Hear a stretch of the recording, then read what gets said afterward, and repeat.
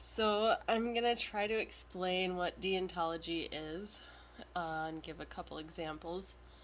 So deontology is the study of the nature of our duty. So basically the word deon means duty and tology, I suppose it is, means science. Basically, deontology is the science of our duty, or just our perfectly natural nature, just as humans, to do what our duty is. It's the ethical theory that our actions themselves in what we do is what is considered to be good or bad, or a right or a wrong action. So, from an ethical perspective, every person has their own vital dignity. Basically, everyone should be treated with some level of respect because we expect something of the same in return. It's kind of like the golden rule. So, do unto others as you would have others do unto you. Immanuel Kant is a German philosopher that believed that we have the ability to use reason, and it's that ability that defines us as a person. It's our personhood. Another way that Kant puts it is that we should never treat another person merely as a means to an end. Or, in other words, we shouldn't use people. That's probably what slavery was, really, just kind of using people. And that's considered wrong. Then, if you bring the idea further, you might begin to think that in a way we kind of use people all the time.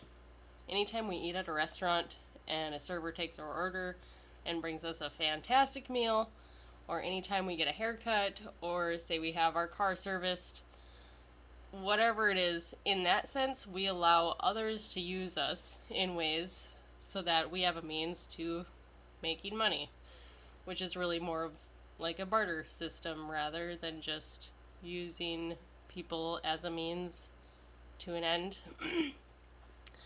But we wouldn't just consider that as being merely used as a means. There's a return or a certain level of moral respect in it.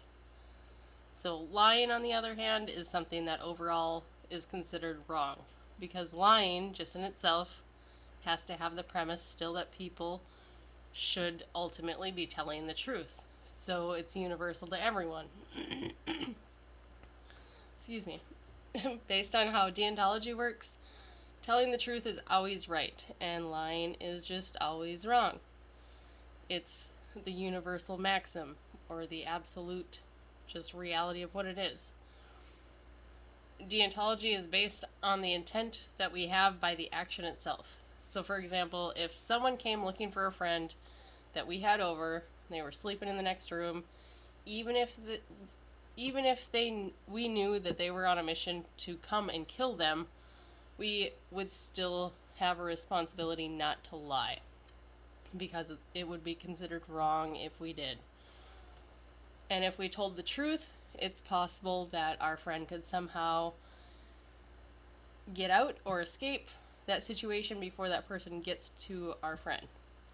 Or if we had lied and our friend still was killed as a result, it would suggest that somehow their death is partially, in a way, our fault because we lied, regardless of any of the consequences that happen afterwards. It's the fact that what we did by lying, the act itself, is considered to be wrong.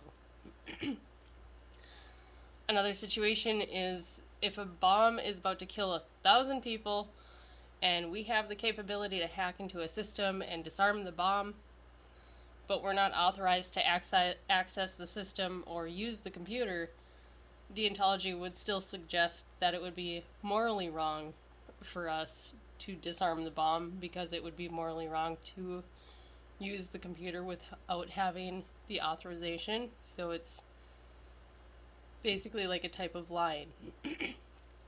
It doesn't have anything to do with the actual consequences of our actions and what would happen as a result. So we can also think of any specific set of rules as being like their own type of deontological reasoning. So if we think about how the president has people whose only mission is to just always protect the president, then in any situation where they would need to kill someone to save the president, well then, according to their duty and their set of rules, they're meant to always follow that, so it would be considered the right action to kill someone per that set of rules, or per their duty in order to save the president. Morality actually comes from each of us. It's kind of preloaded since we all have a certain sense of reason. It considers that sense of reason that we have, and that we should all have the same level of consideration for other people. It's called the categorical imperative, because it's absolute. It's always the same for everyone. Deontology suggests that actions are either good or bad, or they're right or they're wrong. It's a clearly defined set of rules. It has no regard for the possible consequences that would happen just as any kind of a result of our actions. Basically, deontology is just about how we feel or how we intend to do something. It's not necessarily what might happen afterwards, but what we mean by what we're doing. So if we feel that lying would be wrong, then we would be wrong to lie. Basically, you just need to tell the truth, don't lie, steal, or cheat.